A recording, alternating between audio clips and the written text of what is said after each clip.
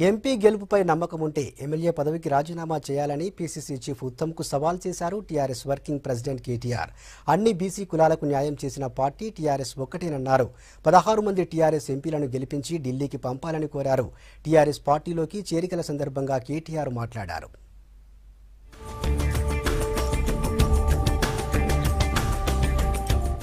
రేవంత్ రెడ్డి, కోమటిరెడ్డి వెంకటరెడ్డి చెల్లని నోట్లన్నారు TRS working president KTR. ఎమ్మెల్యేలుగా గెలవని వారిని కాంగ్రెస్ ఎంపీ అభ్యర్థులుగా నిలిపిందని విమర్శించారు. ఎమ్మెల్యేగా గెలవని కోమటిరెడ్డి ఎంపీగా ఎలా గెలుస్తారని ప్రశ్నించారు. తెలంగాణ భవన్లో కాంగ్రెస్ నేత మాజీ ఎమ్మెల్యే బూడిద భిక్షమయ్య గౌడ్, ఇతర నేతలు, కార్యకర్తలు టీఆర్ఎస్ లో చేరారు. వారిని పార్టీలోకి ఆహ్వానించారు కేటీఆర్. కాంగ్రెస్ ఎంపీలను గెలిపిస్తే రాహుల్ కు, బీజేపీ ఎంపీలను గెలిపిస్తే మోడీకి మాత్రమే లాభమన్నారు. బూర నర్సయ్య గౌడ్ ను గెలిపిస్తే భువనగిరికి లాభమని చెప్పారు.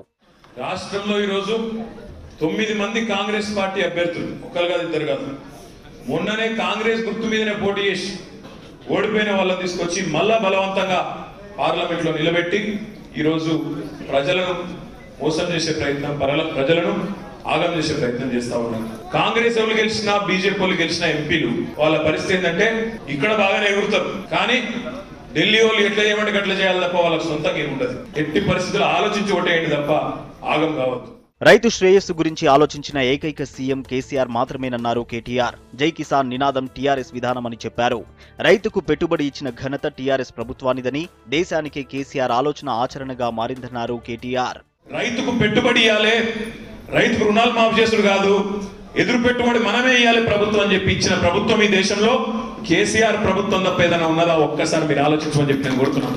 ఎకరానికి 8,000 రూపాయలు, ఇప్పుడు ఎకరానికి మే నెల నుంచి 10,000 రూపాయలు ఇస్తున్న ఏకైక ముఖ్యమంత్రి భారతదేశంలో కాదు, ప్రపంచం మొత్తంలోనే ఏకైక నాయకుడు మన నాయకుడు కేసీఆర్ గారు. వాళ్ళకు జై కిసాన్ అనేది వాళ్ళకు నినాదం. బీజేపీకి, కాంగ్రెస్, మనకు జై కిసాన్ అనేది మన విధానం. యాదాద్రిని గత పాలకులెవరూ పట్టించుకోలేదన్నారు కేటీఆర్. టీఆర్ఎస్ సర్కార్ 2,000 కోట్ల రూపాయల ఖర్చుతో యాదాద్రిని అద్భుతంగా తీర్చిదిద్దుతోందన్నారు. బీజేపీ మాత్రం హిందుత్వ పేరుతో మాటలు చెబుతోందని విమర్శించారు.